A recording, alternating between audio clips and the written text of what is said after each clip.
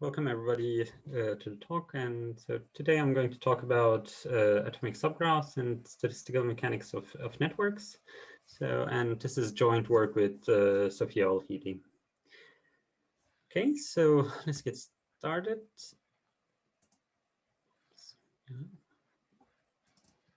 Sorry. Oh, yeah, okay, yeah.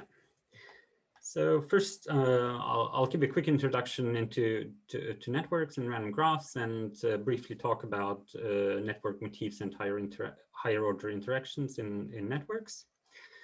So first of all, what are networks? So basically, networks are graphs, meaning that they are just a set of vertices connected by in a pairwise fashion by edges. But in general, we make distinction between a graph and a network in the sense that networks in general are assumed to represent some real world system or real world data.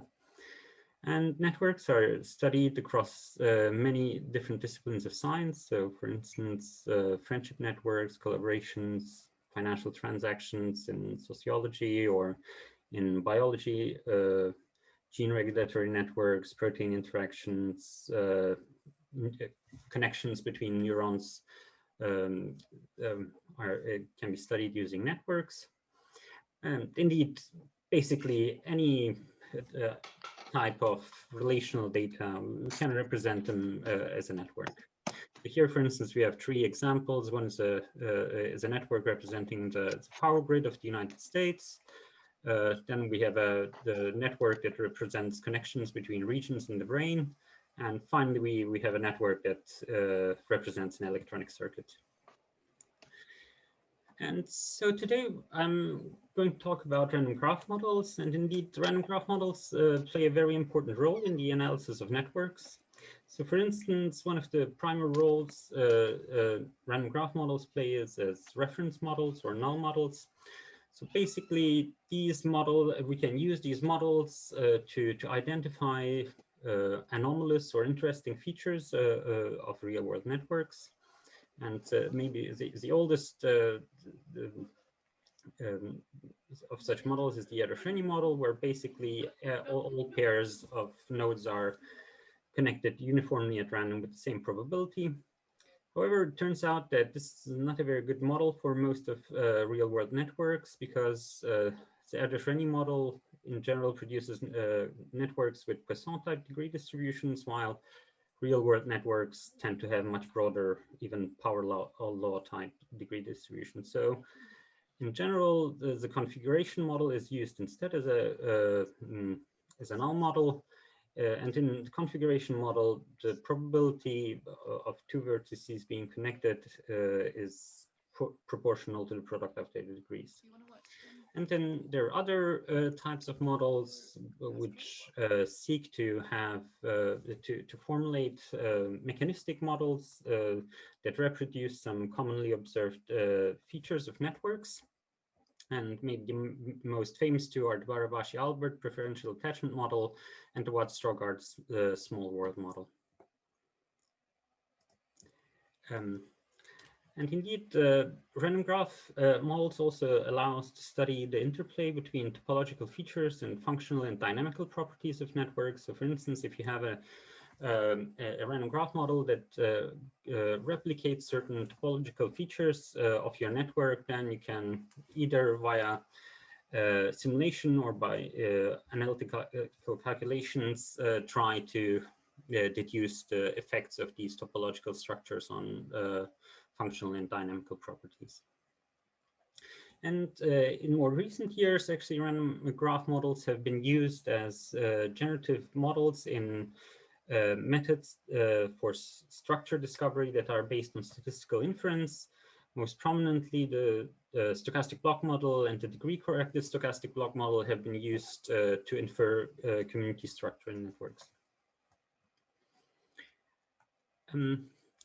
However, although over the years many network features have been incorporated into random graph models, there's still some, our random graph models still have some shortcomings.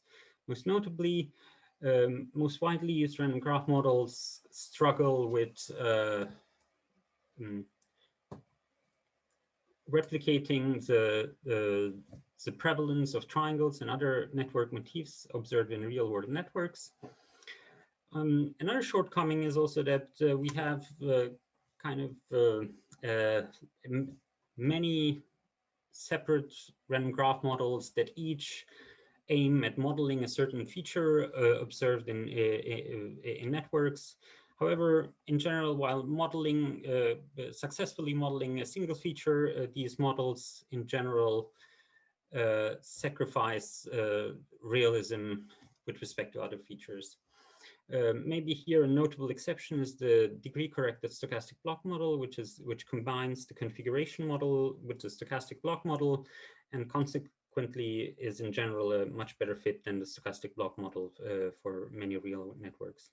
However, ideally, we would like to have a general class of models that can replicate any set of empirical features.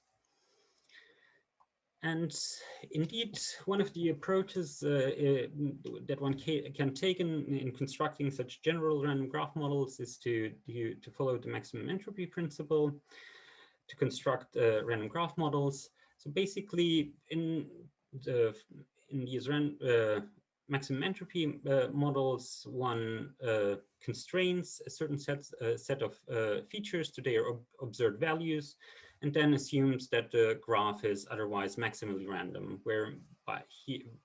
which means that we maximize the Shannon entropy under the constraints, under certain constraints.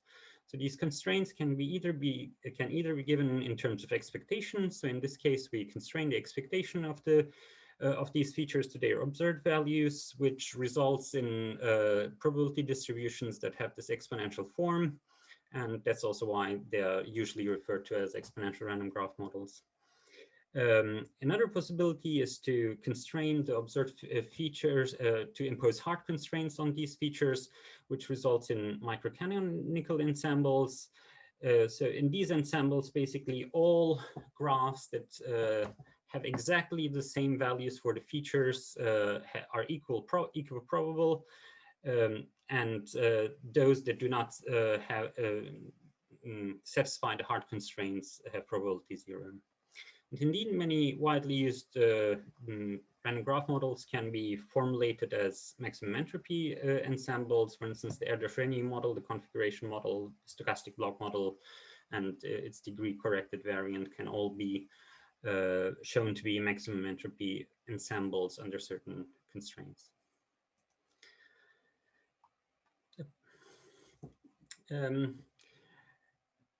However,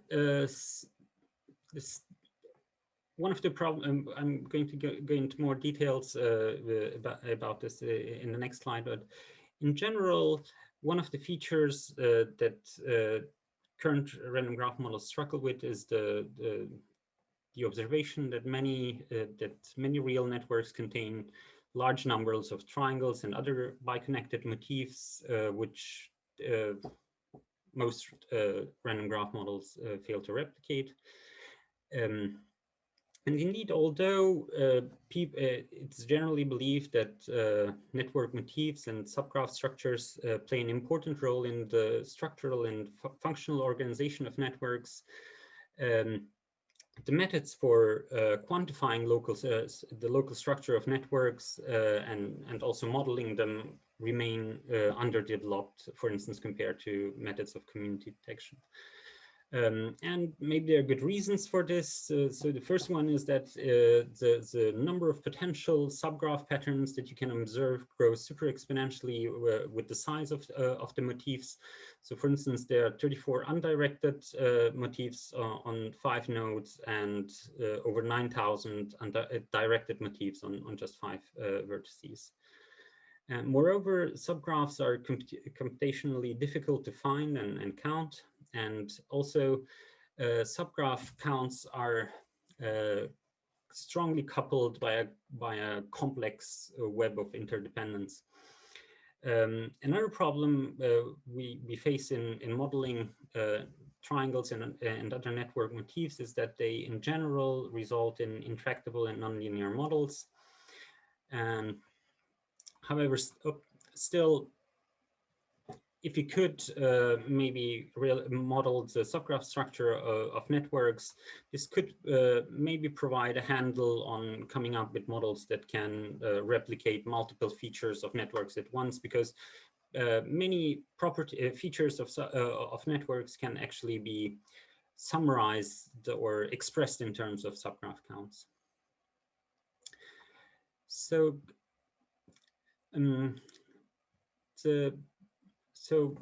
there have been quite a lot of efforts directed at modeling triangles and other motifs in networks, and most efforts actually focus on using exponential random graph models that have subgraph counts as features. So in general,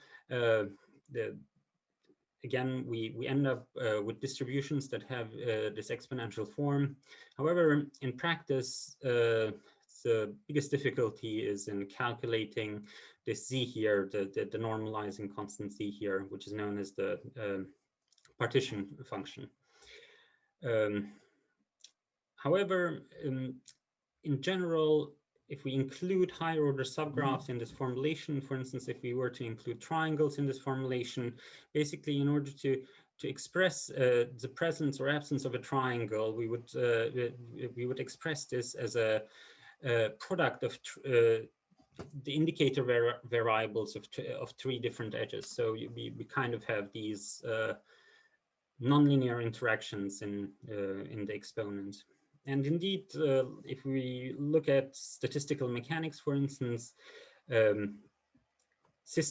interacting systems are very difficult to solve analytically. Indeed, the state of the art has remained pretty much the same since 1944, since Onsager solved the 2D Ising model. And if you would compare these two systems, let's say exponential random graphs and 2D Ising model with nearest neighbor interactions on a lattice, arguably exponential random graphs are much more complicated objects. And so I don't know if I'm being pessimistic, but maybe it's not realistic to expect any progress in coming up with analytical solutions. Sorry. So because of these technical difficulties at present, our capacity to do calculations and inference with exponential random graph models is quite limited. In practice, in order to use these exponential random graph models, one has to resort to Monte Carlo algorithms. However, even these, they have been shown to suffer from exponential mixing times and degeneracy and other problems. So therefore, today I'm going to still present some maximum entropy models. However, these will be of quite a different flavor. So instead of in these models, instead of constraining the counts of subgraphs in the final network, we basically constrain the building blocks that are used to construct the network. And we will assume that these building blocks are put together in a maximally random fashion under certain constraints. So this is basically similar to going from a ensemble where one has interactions between edges to an ensemble where one has non-interacting higher order subgraphs. And in this sense, it's somehow similar to the modeling of molecular gases in statistical mechanics. So in principle, we could formulate our statistical mechanical model in terms of interacting oxygen and hydrogen atoms. However, in general, in practice, it's a much better idea to start with an ideal gas made of molecules. However, just as in the case of molecular gases, making the transition from interacting edges to higher order subgraph will imply a change in the phase space that we need to describe our systems. So for instance, in the case of molecules, you have to go from the position, like phase space, momentum position description of the atoms, maybe to a phase space that includes rotations and vibrations, because we have things that are no more point particles. And indeed, the models I'm going to present are closely related to several other random graph models. In the simplest instance, they are closely connected to models that include higher order interactions in the forms of cliques, more specifically hypergraphs and simplicial complexes. However, in practice, the assumption that the higher order interactions are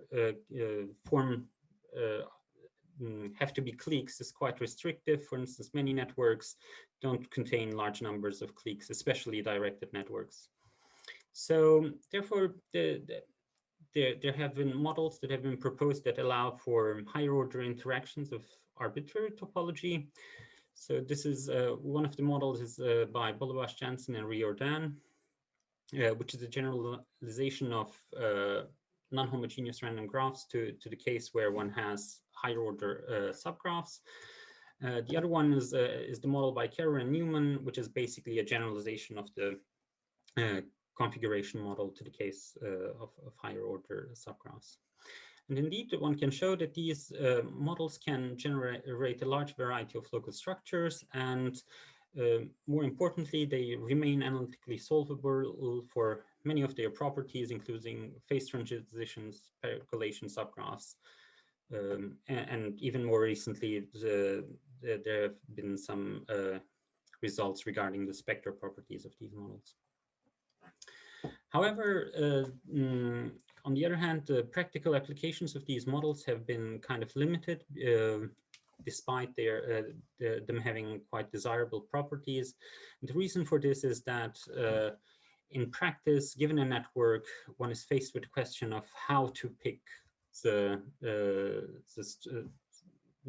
higher order interactions that one puts in the model.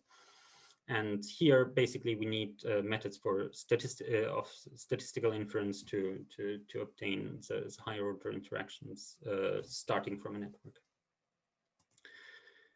Okay, so well, this was hopefully not too long of an introduction, but okay. So basically, I'll try to today I'll formulate some maximum entropy models where nodes are connected by copies of not only edges but also higher order subgraphs. For these models, I'll try to I'll derive general expressions from for the entropy, including in the degree corrected case. And the reason why we focus on the entropy is that it's closely related to the likelihood and hence as applications in inference. I'll also present a coarse graining procedure, which allows the construction of degree corrected models that have lower parametric complexity. Then I'm going to go over some special cases of these models, starting with random graphs with motifs, and then I'm going to take a look at the case where the atoms have edge and node labels, for which we will recover stochastic block models, models for link communities, and models for multilayer networks. And if time permits, I might briefly present a nonparametric method for inferring such higher order interactions from network data. Okay, so as I said, we are going to look at models where we have explicit copies of subgraphs. So for this, we have to consider objects which we call subgraph configurations. So subgraph configuration is basically just a collection of subgraphs of the complete graph on a certain set of vertices. So another way of looking at these objects is as generalized hypergraphs, where hyperedges can have any topology. So for instance, here we have an example of a subgraph configuration where the edges are labeled according to the type of subgraphs they participate in.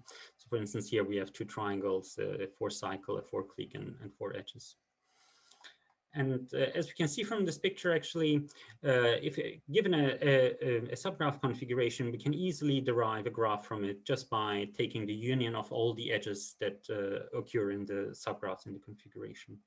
So conversely, one can look at subgraph configurations as decompositions of networks into smaller subgraphs. So in order to properly characterize the subgraph configurations, we need some basic graph theoretical definitions. The first one is the concept of isomorphism. So two graphs are said to be isomorphic if there's a bijection between their vertices, which conserves the edge set. And and we can also generalize this concept to directed and labeled graphs. So, and indeed, throughout this talk, I won't make the distinction between directed and undirected graphs, because the place where this distinction arises is really just in the definition of the isomorphism group. So, for instance, the only difference between the directed edge and the undirected edge in this model is that we have two different types of nodes in a directed edge, whereas we have only one kind of node in an undirected edge.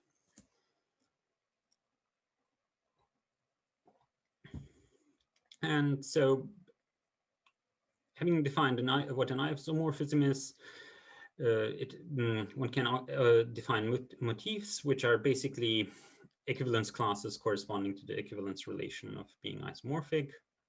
And if an isomorphism is from a graph to itself, you call it an automorphism, and automorphisms form a group under composition, which is called the automorphism group, which we denoted as out M. And and finally, the last concept related to the isomorphism group we need is the concept of orbits. So basically, orbits are minimal classes of nodes that are invariant under the action of the automorphism groups. If you wish, these orbits are just correspond to the different types of nodes one has in a graph. So, for instance, here we have a set of motifs, and the nodes are labeled according to their orbits. Okay, so now we can actually define what the space of subgraph configurations is.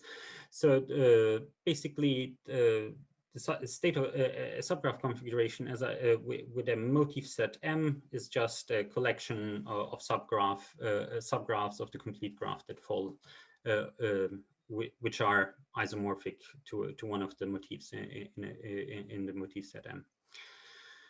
Okay, so, and actually it follows directly from the definition of the automorphism group that given a set of M vertices, one has M factorial divided by the size of the automorphism group, different M subgraphs. So we can actually, in the case of unlabeled graphs, we can just calculate the number of potential M subgraphs in a model. Okay, another concept we need is the concept of atomic degrees, which is basically a generalization of the degree sequence to subgraph configurations. So the orbit degree of a vertex basically tells us how many subgraphs or a certain type are attached to a vertex in a configuration, and also by which type of orbit they're attached to the vertex. So, for instance, the central node here has triangle degree 2, cycle 4 cycle degree 1, edge degree 1, and 4 click degree 1.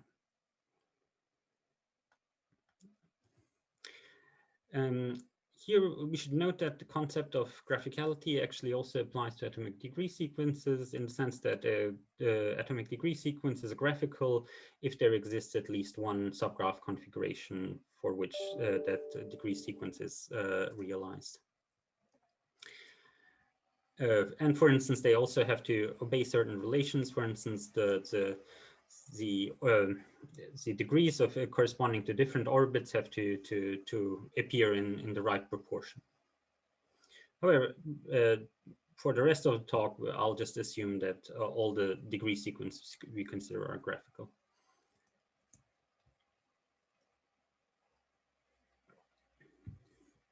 Another object that one can associate to a subgraph configuration is a subgraph tensor, which is basically the analog of the adjacency matrix for a subgraph configuration. And so the subgraph tensor basically tells us if a certain subgraph is contained in the configuration or not. And we can express various quantities such as the number of subgraphs of a certain type in the configuration or the atomic degrees in terms of these subgraph tensors. Okay, so now that we have defined the concepts we need to formulate our models, we can look into maximum entropy distributions over subgraph configurations, which are these are just ensembles where we try to maximize this functional here. And indeed, any such distribution over configurations actually can be turned into a distribution over graphs by simply taking the union of all the edges of the subgraphs in the configuration. So in this induced probability distribution over graphs, basically the probability of a graph is given by the sum over all the configurations that produce that graph under the model. This is kind of peculiar compared to many other latent state models in the sense that every latent state corresponds to a unique graph in our construction. Here again, I should note that we maximize the entropy of the distribution over the configurations rather than the distribution over graphs. But on the other hand, they are closely related in the sense that because of this form here, actually one can show that the entropy of the distribution over configurations is always greater or equal to than the entropy over the entropy of the distribution over graphs. Okay, so the first type of model we are going to consider are canonical ensembles here. Again, these basically correspond to the case where we impose constraints in the form of expectations on our distribution. And again, if we do that, we obtain the probability distribution that has this exponential form. So one could maybe call these models like exponential random generalized hypergraph models, but I think you'll understand why we went against that. So as I said, in general, like for exponential, these canonical models, the computation of this partition function can be quite challenging. So therefore, we base it, in order to avoid those difficulties, we stick to features that can be expressed as linear combinations of atomic subgraphs. Okay, so the simplest canonical model one can construct is basically given a certain set of motifs. We constrain the expected counts of the motifs in of the subgraphs in the configuration, and if you write down the probability distribution, we can see that it can be written down as a product over individual contributions of individual subgraphs, which means that the subgraphs are independent. And in the case when one only restricts the subgraph counts, actually they are IID with this probability. And the entropy of this ensemble can just be calculated by summing over all the individual entropies. Binary entropies. However, in these models, in general, nodes have degree distributions that follow Poisson type distribution, which is not very realistic for many real-world networks. So, So in general, we want to have degree-corrected models that more accurately reflect the degree distribution observed in real-world networks. And for this can be done by imposing constraints on the orbit degree sequences of the configurations, which actually also automatically constrains the degree distribution to its observed value. Okay.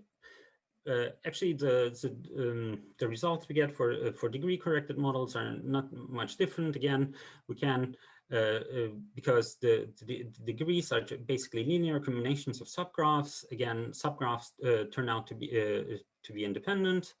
However, unfortunately, in degree-corrected case, this expression here doesn't have a general closed-form solution. So we have to go to what is usually referred to the sparse limit, which means that we have a very large graph, and which is rather sparse in the sense that the average number of subgraphs of any type should scale as n. In this case, we can actually obtain a closed form solution for the probability of individual subgraphs, which turns out to have this form. And for those of you who are familiar with the Chung-Lu model, this is basically a generalization of that. One would obtain this if the model contains only edges, for instance. And again, we can actually calculate the entropy. Oh, sorry. The entropy of the model just by summing over the individual binary entropies of the subgraphs. And using this expansion, one obtains this general expression, which generalizes many known entropy formulas, including degree-corrected canonical ensemble, undirected and directed graphs, simplicial complexes, and hypergraphs. Okay, so the next type, the second type of model we are going to consider are microcanonical ensembles, which correspond to maximum entropy distributions under hard constraints. So basically in these, as I said before, in these models, all configurations that satisfy the constraints are equally probable, and consequently the computation of the entropy can be reduced to simply counting the number of configurations that are compatible with the constraints. And again, in the simplest model is to just constrain the counts. In this case, counting the number of configurations compatible with this is just trivial. Okay, so in order to, and again, as in the canonical case, the microcanonical ensemble correspond that is obtained by constraining just the counts doesn't produce realistic degree distributions for many real-world networks. So we consider degree-corrected subgraph configuration models, and we derive their entropy based on on a model that's a generalization of the edge configuration model, which was proposed by Kerr and Newman. So in this model, one generates a subgraph configuration by first attaching to each vertex kind of partial subgraphs or subgraph stubs corresponding to their orbit degree sequence. And then one generates a subgraph configuration by matching these stubs in appropriate combinations at random until all stubs are exhausted.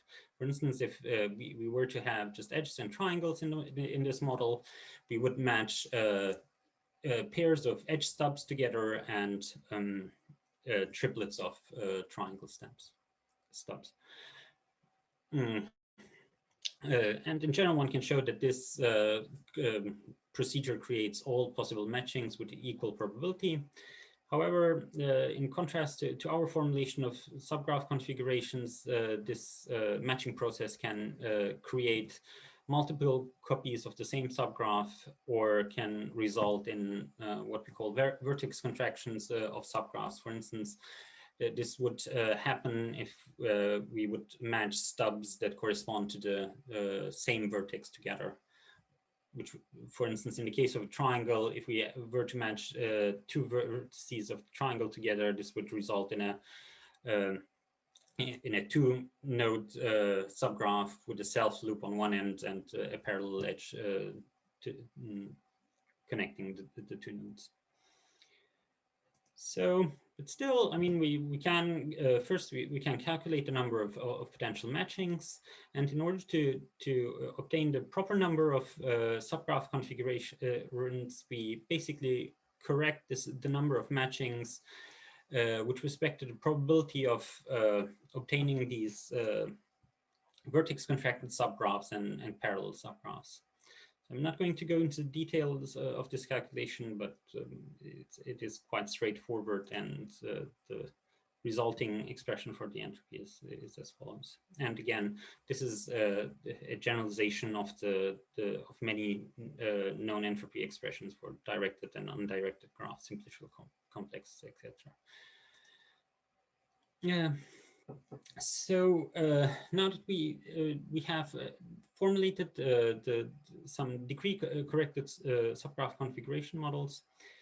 However, one of the problems with these models is that actually they require for every orbit of every atom in the model a full degree sequence. So it's basically for every orbit in the model we need n parameters. So therefore, if we have models with many different kinds of atoms in them, we quickly end up with models that have too many parameters, basically. So one way of decreasing the parametric complexity of these ensembles is by combining constraints. So basically, in the simplest case, what one does is that one combines the degrees corresponding to different orbits into one constraint simply by summing them. For instance, in the edge triangle model, one can, instead of conserving the number of edges and triangles attached to each vertex separately, if we were to aggregate the two, we would just conserve the total number of atoms attached to each vertex. And indeed, again, the calculation of the entropy is exactly the same as in the non-coarse-grained models, and one can show that basically the resulting expression for the entropy is basically the one would get by substituting the following values for the individual degree distributions. And one can also obtain similar expressions for microcanonical ensembles. And this aggregation procedure is actually commutative, so one can basically aggregate any partition of the orbits, any subset of disjoint subsets of orbits in any way one likes.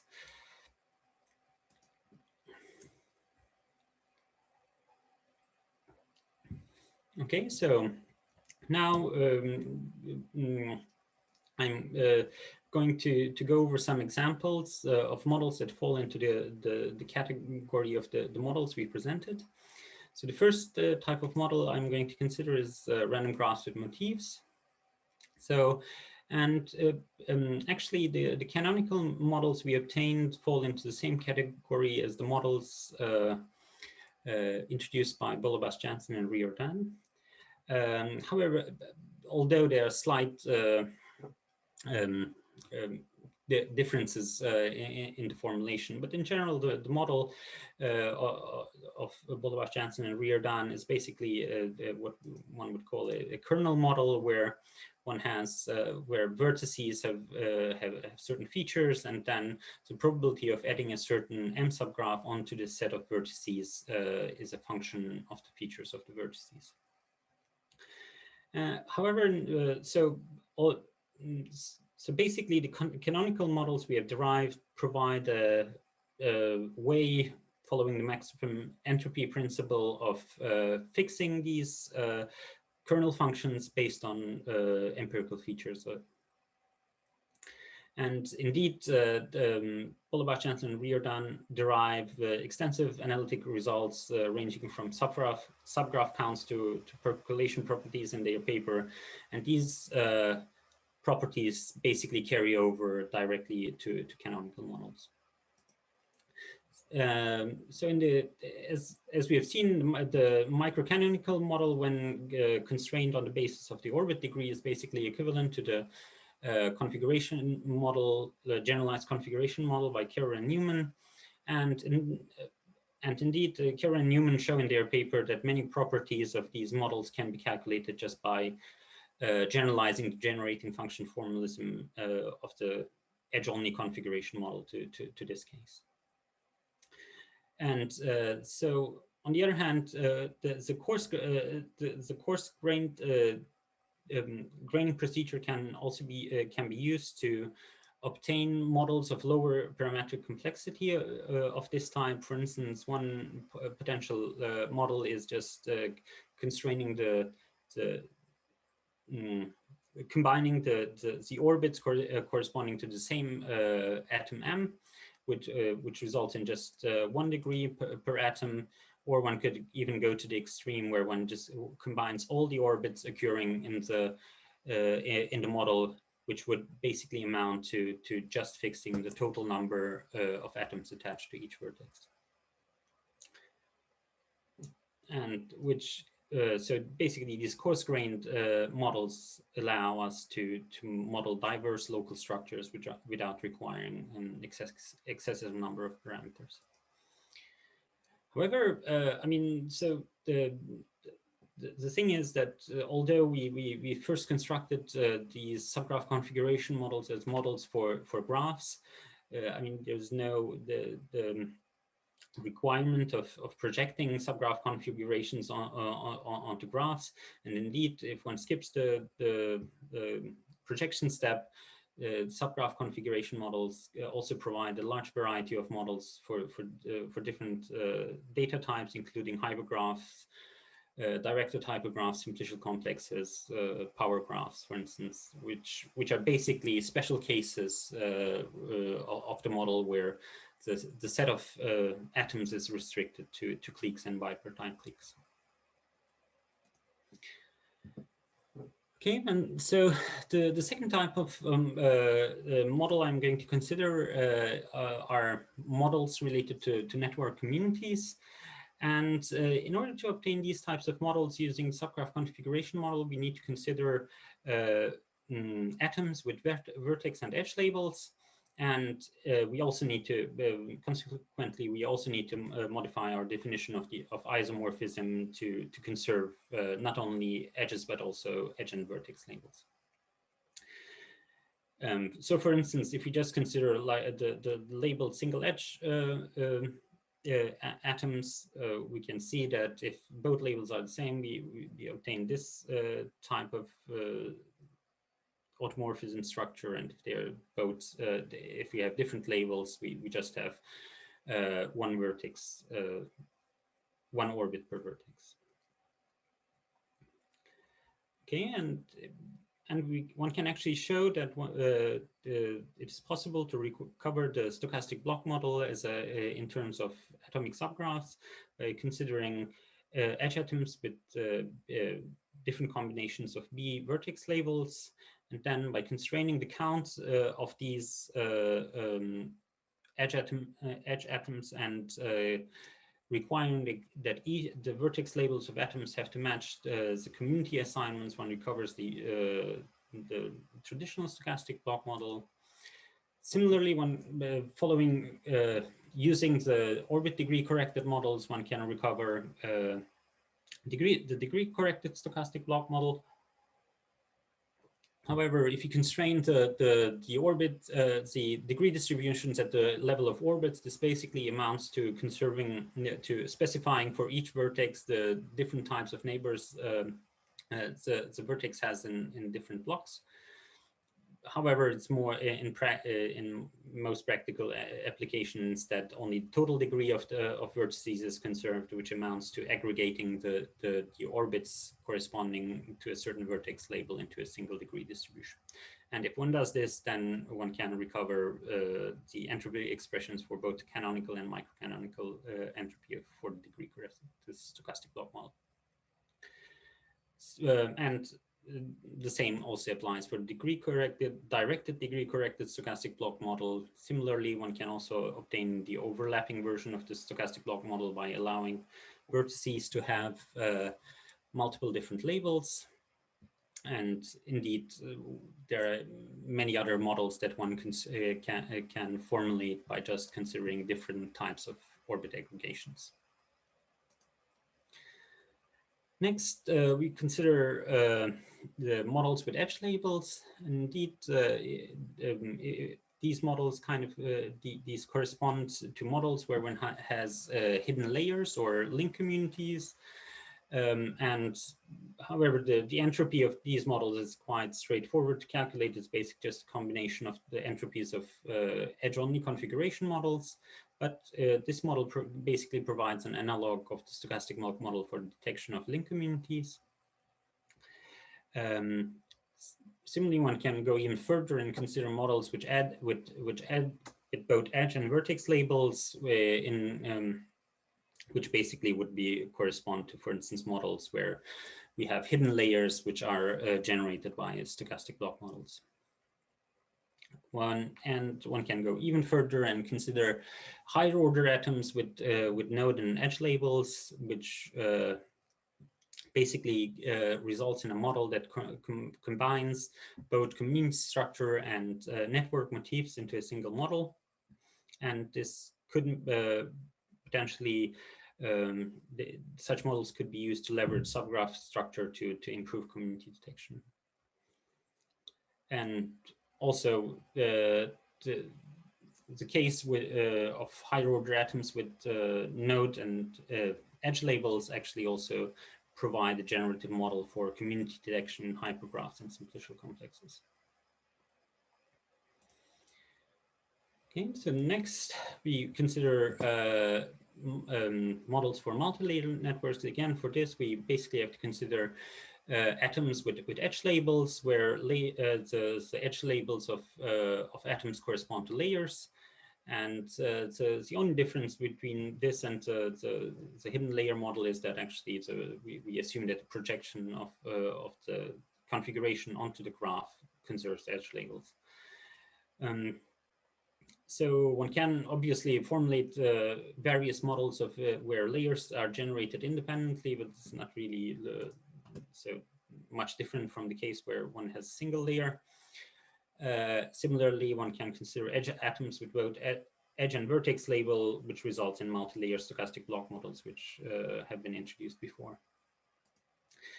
Another type of model that is relevant to the modeling of multi-layer networks is actually models where different layers in a multi-layer network are coupled in different ways. So the first way we can couple two layers is basically by aggregating the degrees of two or more layers in the model, which basically results in a model where one generates the aggregate graph corresponding to these layers and then labeling the edges in the right proportions.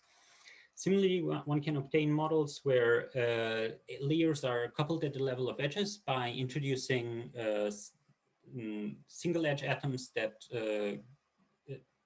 two vertex atoms that contain multiple parallel edges with different labels. And and in general, adding such extra multi-layer edges into the model results in is basically equivalent to adding to considering these intersection patterns as a different layer. However, one can in general then couple these layers to other layers via node coupling. Okay. And similarly, one can go to even like to higher order motifs that contain multiple different edge labels in order to do motif to obtain models that contain multi-layer motifs. Okay, so to sum up, we have introduced a general class of maximum entropy models that are analytically tractable and are parametrized in terms of distributions of atomic substructures. These models can generate networks with extensive numbers of triangles and other motifs, and also when we include node and edge labels, include a large variety of models ranging from stochastic block models to models of multi-layer networks. And these models are also applicable to many different types of data, ranging from including hypergraphs, directed hypergraphs, and simplicial complexes. And we have derived a general closed form expression for the entropy and the likelihood of these models, which generalizes many, which contains many known expressions of the entropy as special cases. We also introduced a coarse graining procedure, which allows the construction of models with lower parametric complexity, which makes these models most suitable for statistical inference and model selection. Obviously, I mean, so these models seem have quite nice theoretical properties, but in practice, what we want to do is really, if someone gives you a network and says, okay, yeah, can you tell me what the basic building blocks of this network is? So, and so now I'm going to present you a method that is based on the models I presented, which follows a non-parametric Bayesian approach. And basically, so in the case of subgraph configurations, basically we are interested in finding the configuration that has maximum posterior probability given on the graph. So if we expand, so in the case of subgraph configurations, as I said, each configuration corresponds to a unique graph. So basically, the P of G given C is just 1 if the union of all the edges in the subgraphs is equal to the edge set of the graph. Then we can, what we do is we construct a hierarchical prior, non-parametric prior on for the configurations. Here basically is a likelihood, and we do this based on microcanonical ensembles for which the likelihood is basically given by the entropy, the log likelihood. And for the degree atomic degree distributions, we construct a hierarchical prior, which is made of a sequence of discrete non-informative priors.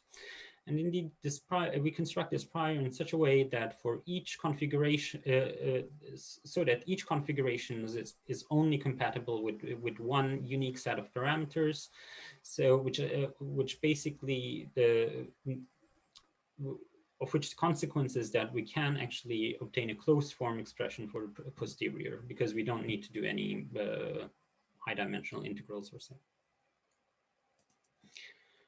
Okay, so however, in practice, although we want to keep the patterns under consideration as general as possible, we have to restrict the types of patterns we consider for the inference procedure, not only because of the number of motifs, but also because the computational cost of finding larger subgraphs. However, in practice, for undirected networks, we can go up to motifs of size 8, and for undirected motifs, we can, for undirected motifs, we can go up to size 8, and for directed motifs, we can go up to size 5 for networks which contain several thousands of nodes. And in order, so we perform the optimization procedure using a greedy heuristic that iteratively constructs a configuration by at each step picking a set of subgraphs that most efficiently covers the remaining edges of the graph. And we also do consider different types of models that conserve the degree distributions at different levels of granularity, and then pick the most suitable model and configuration combination based on posterior odds ratio. And so here are the results of the method on simulated data sets. So because we have an explicit generative model, we can actually generate synthetic data for which we know the ground truth subgraph configuration. And we find that in general, the algorithm is quite successful in recovering the underlying configuration, although in a few cases it misses several subgraphs, but it in general is able to identify the correct set of patterns and subgraphs. So here are the results we obtained from applying this method to a network of scientific collaborations using motifs up to order 8. And we find, so here are the atoms we find in the optimal configuration and their counts. And we find that actually 85% of edges are covered by non-trivial patterns in the optimal configuration. And actually, we can compare the found configuration to, for instance, the edge configuration model. And we find that indeed, for this network, the model corresponding to the found configuration is much more is a much more likely generative model than, for instance, the edge configuration model. And so here is a visual plot of this network, and so here the edges of the graph are colored according to which type of subgraph they belong to in the optimal subgraph configuration. Maybe it's a bit difficult to see. So here is, again, the largest connected component of that network. Okay, so the next example I'm going to show is related to a metabolic metabolic network corresponding to E. coli. So in this case, we used directed motifs up to size 5, and we find that the optimal subgraph configuration actually contains these patterns given in the table, and we find that actually 97% of edges in the of the graph are covered by non-trivial patterns. And we actually find, in the case of the metabolic network, we find quite motifs that are known to be of functional relevance in metabolic networks. For instance, we have these direct cycles, and we have these long chains of reversible reactions, which are known to play an important role in the regulation of metabolism. Similarly, we have these long directed chains, which could be interpreted as the controlled breakdown of larger metabolites, or similarly the construction of more complex ones following using simpler metabolites. And again, for this network, you find that the model corresponding to the optimal configuration is much more likely to have generated the network compared to the edge configuration model. And we actually repeated the analysis for a set of 43 metabolic networks, and we see that the method actually finds quite similar motifs across all these networks. Okay, so to sum up, I've shown you a nonparametric method for inferring atomic decompositions of networks. The method is able to infer concise and plausible sets of atoms from within thousands of candidates, produces consistent results across networks of the same type. Also, the inferred motifs include motifs of known functional and structural significance. And moreover, the method provides an explicit decomposition of the network into atomic subgraphs, which allows further study of motifs within the context of the rest of the network. And also, by construction, the method basically provides a fit of the network to a subgraph configuration model, which then can be used to generate graphs with similar local structures. Okay, so finally, we are currently working on generalizing these inference-based methods that make use of these subgraph configuration models to other types of networks and network features. So I presented you the one regarding motifs, which we hope to publish soon. And we are currently working on methods for identifying multilayer motifs and layer couplings in multilayer networks, and inference-based methods for link communities. However, ultimately, we would like to be able to do inference with models that include multiple features, such as motifs and community structure. Another area we're interested in is the improvement of inference algorithms, more specifically MCMC algorithms, which would be kind of a better fit for the Bayesian inference the framework we have.